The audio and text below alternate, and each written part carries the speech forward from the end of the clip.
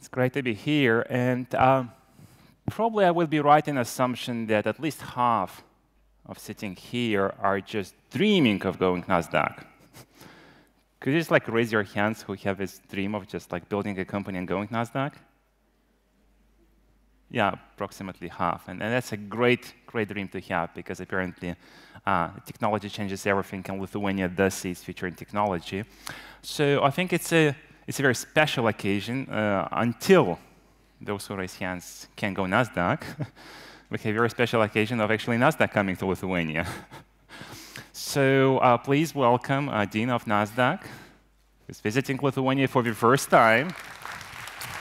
And she looks very happy, and we're going to have a short but very informative conversation on the future, technology, fintech, and this topic. So please. Great, thank you. Good morning, everyone.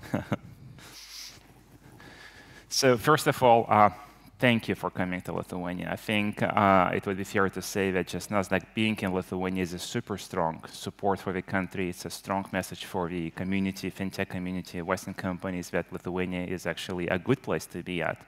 So first question, like, what brings you to Lithuania? Sure. Well, good morning, everyone, and it really is a pleasure to be here. I think that NASDAQ is the operator of the Lithuanian Stock Exchange, and we have been part of Lithuania since we acquired a company called OMX back in 2008, and they were the operator of the Lithuanian Exchange before we bought them. So we've always had a presence here, but in the last couple of years, we've been increasing our presence here in Lithuania very substantially and bringing more and more of our global operations to Lithuania, more global technology development, technology testing, market operations, clearing operations, and other services that we provide at NASDAQ. One of the little-known facts about NASDAQ is not only do we operate the U.S. equities exchange, options exchange, the Nordic exchanges, and the Lithuanian, Latvian, and Estonian exchanges, we also provide the technology that powers 90 other markets around the world. And so technology development is a big part of our growth story, and we're bringing more and more of that development here to Lithuania. Okay, so now you have a couple of years of operating in Lithuania, right? Apparently, it's a sensitive issue for the country, because apparently you're kind of a reference case for many others to come, hopefully. So what's your view on those last couple of years? You're happy or not happy? We've been thrilled, to be very honest. I mean, it has been such a positive experience that we're wondering, what makes it so special? Because we've gone from 30 employees to 300 employees in 2 years. We've hired incredible talent, and it's really we've found very good leaders and managers in addition to really great talent. And it's been really interesting to watch the attitude of the employees in the U.S. and Sweden, where we've moved jobs here from those two locations. The beginning of it was, oh, well, this is a lower cost center. But now it's, well, this is a higher performing center, because the employees have been, frankly, very, very good. And I really mean it. I'm not just saying that. Well, it makes me feel proud for the country. So on the record, are you looking to continue growing your offices here? We will, yeah. We will continue to grow roles here. I think that as we look at where our growth is coming from, a large part of our growth is coming from the provision of market infrastructure technology around the world. And that's an area where we're going to continue to provide more opportunities here to round out our development operations in Sweden and in Australia. Those are the two key centers for our market tech business, and Vilnius is going to become a bigger and bigger part of that. Now, there's a opinion in Lithuania that Western companies are trying to bring like low value, routine, etc. works to Lithuania. So like support, etc. In your case, are there any examples where it actually there's like a super innovative, high-tech, important, valuable projects actually being developed in Lithuania? Sure. Well, there's one project that we just announced this week where we've been working with Citigroup. They've been creating a digital payments capability that is connected to the blockchain. So they've been doing a blockchain-enabled digital payments solution.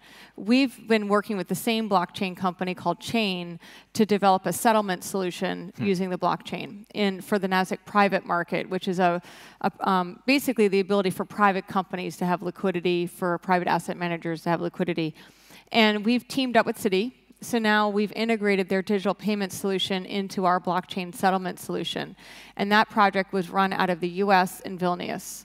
So the development team, there's I think 3 developers here working with 1 or 2 developers in the United States, and we work together as a team to create that settlement solution tied to the city payment solution, and we just unveiled it on Monday. So we're really excited about that. Well, again, as far as I know, with the fintech, blockchain is actually one of the very few quite innovative and super strategic and important technologies. So the fact that you're developing it here in Lithuanian office, I think, means a lot.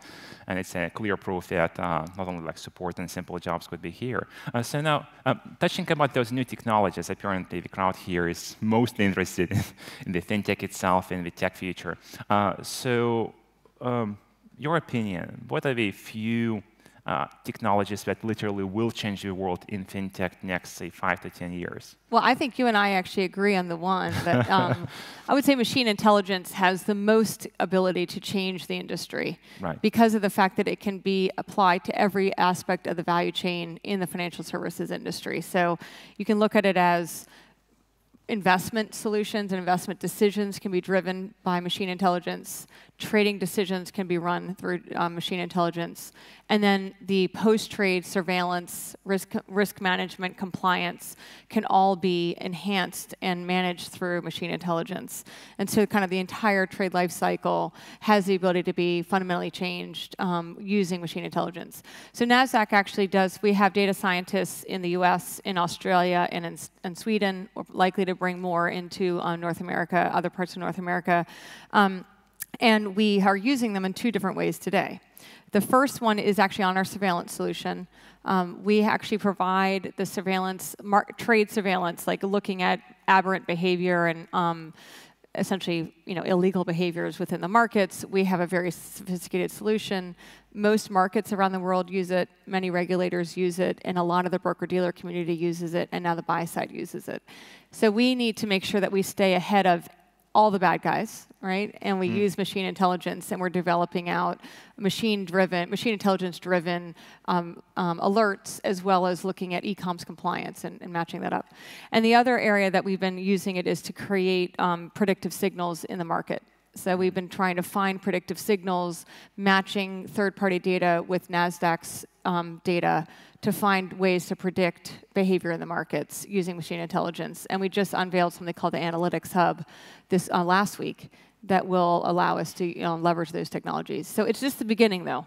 I think 10 years is, well, 5 to 10 years is probably the right time horizon to really see a transformation of the industry with machine intelligence. Okay, I'm just like curiosity. You keep using the term machine intelligence as opposed to artificial intelligence. Couldn't help noticing that. So is there any particular reason for that? We decided, we actually had a debate inside of NASDAQ as to whether we should call it machine learning, machine intelligence, artificial intelligence. And we chose machine intelligence because artificial makes it sound fake. Well, it is literally the meaning of the word, and right? so what you're really doing is teaching a machine to learn, right? And you're allowing the machine to learn and to take experiences and create more intelligence off that experience over time. And it is ultimately driven by a machine. It's coded by an individual, but driven by a machine. So we chose to call it machine intelligence instead of artificial intelligence, actually intentionally. Okay, that's good to know. So outside that, is there anything else we should be following, watching, keeping an eye on? Well, we see 4 trends really driving the future of the industry. The first is the move to the cloud. The ability to store data, how inexpensive data is, the ability for infrastructure to be housed in the cloud. Today, every market is run on-prem, on-premise, in their own data centers. And that creates a lot of challenges. Number one is IT security. And where it used to be that you'd say, well, gosh, I want everything to be my own house because it'll be more secure. Today, I think people are realizing that a lot of the cloud providers can provide even more security than you can do it on your own. We specialize in IT security. It's obviously a critical component of our success. But as you look into the developing world and you look at other parts of the world, it's harder and harder for them to keep up with all of the challenges that IT security creates. So being able to port your market into the cloud creates certainly efficiencies in running it, less expensive, and better ability to store your data, but also better IT security. So that, we think, is going to be a trend. The second thing, of course, is then data and machine intelligence. The ability to leverage that data to create intelligence that you can then drive into the market. The third is the blockchain. Although our view is the blockchain is likely to be a very slow burn. It's not going to be like a revolution. I think it's going to be more of an evolution because it requires the entire industry to come together to make a big change to their back office systems. And those back office systems are very old, very antiquated. A lot of them are mainframes. There's a lot of what I call spaghetti in the markets today that drive post-trade activities. So the blockchain is going to have to piece all of that apart. And that takes a lot of effort and a lot of community effort. So I think it'll take time, but I do believe it will ultimately allow them to unpiece all of that old technology and put something much more efficient in place, but it'll take longer. And then the last thing is quantum computing. We talked about this. Is quantum computing going to become a reality? I think we believe it will. And if you tie quantum computing to machine intelligence in the cloud, you have potentially perfectly efficient markets. So that's pretty interesting. Are you concerned about any security threats with respect to quantum computing? Very because apparently you can break any single password with quantum computing. At least that's the promise of quantum. So can we see big shakes in that specific direction? Yeah, that's actually our biggest concern as well. So if the nefarious players are leveraging quantum computing to do bad things, we have to be even more advanced using quantum computing to protect ourselves, both in terms of IT security and market manipulation. So we are staying very in the front of that to understand how far along it is, how it's developing, and making sure we would become an early adopter, because I agree that it does create new challenges. And then you say the blockchain is an immutable record, is supposedly uncrackable. But the question is, with quantum, does it become a crackable code? So it's an interesting longer-term trend that we're blockchain versus the cloud. What's your view on that? Because deregulated, decentralized, regulated possibly, at least easier, centralized. What's your view on that? You're saying that blockchain in the cloud, like in terms of making it. Well, there's many opinions that a lot of functions that cloud is taking away could be implemented over blockchain technology. Basically, it's distributed storage. So it's deregulated, decentralized. These are two values, at least, for the technology. So what's your view on that? Well, I think the blockchain is one implementation of a ledger technology that allows for much better record keeping. Is the blockchain, blockchain is a very specific code base today, but I think what we're finding is that you could use it more as an esoteric term to describe advanced ledger technology that's decentralized, immutable, and allows you to have a perfect record of ownership. Is it going to be the blockchain itself that ends up being the ultimate technology or some variant of it? We don't know yet, but we do believe that in the cloud and being in a public blockchain creates a level of immutability that is very important. Early implementations of the blockchain that we've done so far have been on the private blockchain, which frankly just means that we're using advanced ledger technology. We're not really using the full scope of what the blockchain has to offer, but I think that it'll be interesting to see at what point people feel comfortable using the public blockchain in our industry. Okay, so you mentioned the four fundamental technologies that are driving the change. So what I'm curious is, apparently over here in Lithuania is still looking for what are the spearhead verticals for the country to excel. What's your view, small country versus the big country? Which specific technologies have more chances, actually, based on what you know, in a small country like Lithuania? So where should we focus? Well, I certainly think that there are a few areas. Currency payments, to me, are areas that I think that smaller countries can adapt and leapfrog larger countries much faster. Cryptocurrencies, digital currencies? Cryptocurrencies, digital currencies, and its impact on the payment space. So should we adopt the Bitcoin as a national currency? Well, I don't know about whether it's the Bitcoin or some, again, variant Lithuanian of the Bitcoin. coin. Yeah, so I would call it, I like to use the more broad term cryptocurrency. I think, unfortunately, the Bitcoin has kind of a reputational issue. based on how it's been used in the past. But I do think that this concept of a transferable currency, a currency where it allows also for payments across global payments, a much more streamlined global payment system, potentially getting rid of SWIFT because clearly SWIFT has some issues, and allowing maybe Lithuania, Estonia, Latvia to actually lead the way because there's just less spaghetti to undo. Right. And you can show how it can work within your country. Then you start to do payments across countries. You show how it can work across countries. The government's extremely engaged here on these types of advancements, whereas in the US or UK or Europe, they're much more risk averse. I think that just large and exporting dollars to the rest of the world. And political, and it's and a lot of regulation. Whereas I really think that because of what we found in working in Lithuania and particularly in Estonia as well, is that the government is engaged with private business to find new ways to do things. They're very engaged. They want to find ways to advance. So in Estonia, for instance, we use the blockchain to create a new proxy voting technology with the government of Estonia and the CSD to make it, and they were very engaged with us. They also have an infrastructure that supports that kind of stuff, whereas a lot of it, more, I would say, older economies don't. So I think that Lithuania can actually be a real leader in looking at some of these digital technologies that can change the payment space. And that's, I think a lot of money is going into it, but I think that here you kind of can leapfrog a lot of other economies in that regard and then take it global. So that would be one, I think, the most obvious one to me. Well, no, I think that's strong. That's my personal opinion as well, is that a small country has a ton of advantages. Sometimes it doesn't realize it does. So sometimes it does need to take a look from outside and saying, hey, guys, you're in a brilliant position to innovate on that one specific vertical because you could leapfrog the larger countries, which is too big, too political, too conservative, etc. So the next angle is corporate versus startups, like with David versus Goliath. So of those technologies that you mentioned, I heard you saying Bitcoin has a bad flavor, etc. So I take it that you don't really rush to experiment with Bitcoin or associate even the name of Nasdaq with Bitcoin. So that must leave some opportunities in fintech for the small guys. So in your particular view, apparently this crowd is most young, innovative, energetical, and looking for personal opportunities. What's where we could build, ideally in this space where we would not be killed by the big guys.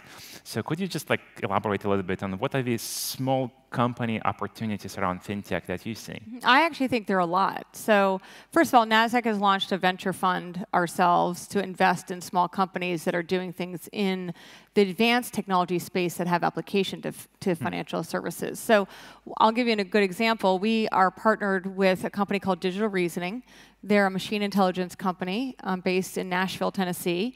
They do natural language processing, and they've essentially applied their technology to 3 verticals: national security, healthcare, and finance. And so they created what we call e-coms compliance solution that's specific to the financial industry that looks for essentially every email, every IM, every voicemail, every communication inside a bank you can now review. Use their machine intelligence to find what we call intent to do something wrong. So we have teamed up with them. We made an investment in them, and now we have become the exclusive distributor of that technology to the financial services industry, and we're integrating it into our surveillance technology. Right. So it's a perfect example where we don't want to spend 15 years building a machine intelligence, natural language processing technology, but we want to apply it into our industry. So we also are working with another company called Lucina, another machine intelligence company. They create smart indexing and predictive analytics that can be used in, frankly, a lot of different industries, but we want to apply it into our industry, so we partner with them too. So we see the role of startups to provide that foundational technology, blockchain technology, machine intelligence technology, and certainly the large cloud providers also are partners. But I believe that they allow us to basically partner with them to find applications for that technology specific to the capital markets, whereas they can use that technology in lots of different industries. And they're all small. They are extremely innovative. I think that they attract incredibly intelligent, just incredibly smart people, and we want to work with them. We don't need to own them. We just want to make sure that we have the right partnership to be able to apply it into our space. We might take an investment in the company, And over time, maybe if it ends up being the right thing to do, we could own it. But frankly, our interest is more in applying it. When it comes to Bitcoin, we actually do provide the technology for Bitcoin exchanges. Right. So we're not the exchange itself, but we're willing to certainly license our technology to them. But the Bitcoin, NASDAQ has to make sure that we're very careful about our reputation. So I don't think Bitcoin is mature enough yet as a currency for us to be intimately tied to it. I think cryptocurrencies in general are an interesting area to develop, but we'd rather allow people to experiment a little bit more with it, and then you're going like small companies like startups, right? Right. So that is possibly an opportunity when the industry does become big. Apparently, you're looking for partners, acquisitions, or investments in the space, right? Right. And we'd love to bring innovative technologists into our organization, but we're also very excited to partner with startups that have innovative technology as well. Is there a particular way formula of startups actually collaborating with you? Because there is an opinion among startups that large companies just don't interface. So you mentioned the venture fund, et cetera. What are the practical instruments that a startup should employ, follow, et cetera, use to actually partner with you? Well, I think that honestly, there's a lot of noise, right? So it's really hard for startups to be heard. Right. So what do you have to prove, or where you have to be at? Yeah. To be? So we actually are very willing to have conversations with startups that are in the verticals I mentioned. Technologies that support IT security, the cloud, machine intelligence, and blockchain, and certainly quantum. So we are a little bit focused. We don't want to talk to someone who's created the next robot, because that's not really our industry. So we look at that, and we have a team of people who just start to interface with them. They may not get back to you right away because they're getting innovative. They're based in New York. But we also have a small team in Stockholm.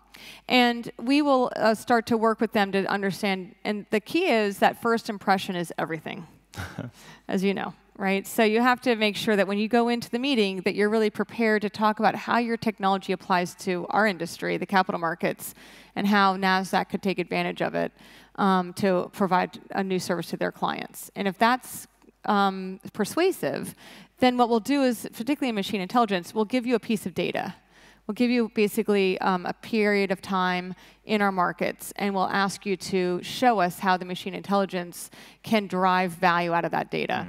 And we'll start to work with you on that. So just to double check, because that is important, that is very relevant to those guys, is so you're willing to give a little bit of credit or trust, saying, okay, although we don't have an investment partnership, et cetera, we're willing to collaborate still with you. Oh, yeah.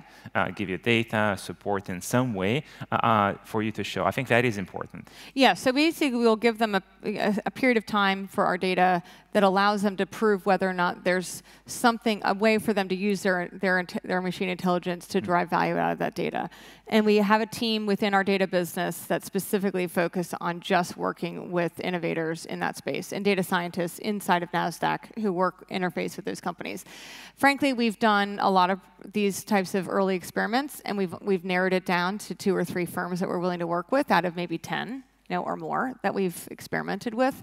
But it does allow them at least to get started. And then it's a matter of then building out the proof of concept with them. The issue with startups, though, is they have to be willing to take a lot of risk. That's the definition of a startup. Exactly. And so because we're only really willing to start to put a commercial relationship together if we know it works. And there's a fair amount of work that goes into whether or not it works. But that's the nature of a startup. And that's why we love working with them, because they're willing to take some risk with us.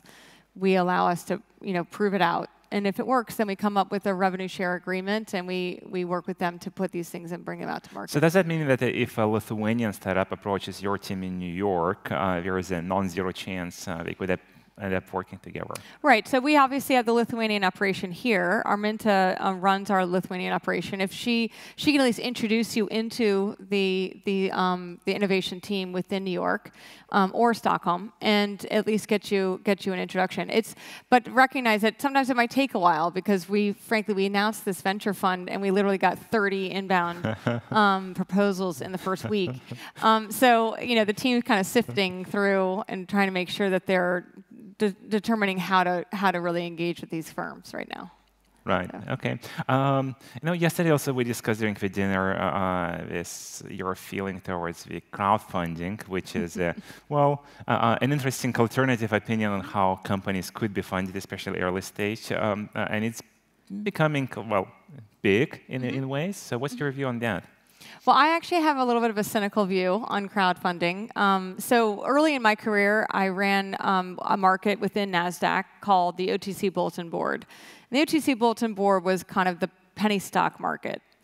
So if you ever saw the movie Wolf of Wall Street, that gentleman operated in the OTC Bulletin Board and the pink sheets. And it was kind of the Wild West of the stock market, less regulated, they weren't listed companies.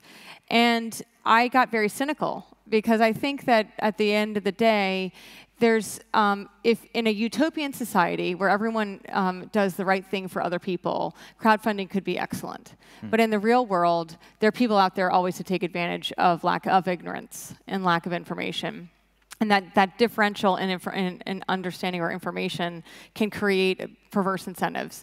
So I think that my concern about crowdfunding is just that is everyone's intention honorable in a crowdfunding environment without any regulation. So I'm actually a believer at the end of the day, regulation does serve a positive purpose, and it does allow for a fairness of transparency and information, and basically what I would say, the creation of fair and efficient markets. So my concern about crowdfunding is just that people are going to take advantage of, and I worry about that. And therefore, we would probably not get involved in an unregulated crowdfunding platform as a primary mechanism for capital raising with a NASDAQ brand on it. I think that we would look for companies that are coming out of the crowdfunding, ready to get more capital, who want to go through more official channels. That's when we get involved. But right. we do worry a little bit about the Wild West element of crowdfunding today. Okay, well, that's been great. So we're now getting a little bit short of time. So I think we covered a lot. I think your messages and your support is super important for the community, for the tech developers, startups, the government, the country. So once again, thank you. Great to see you here. Hopefully that's not the last time. Great. Thank you so much. Thank you, everyone. Thank you. Thank you. Thanks.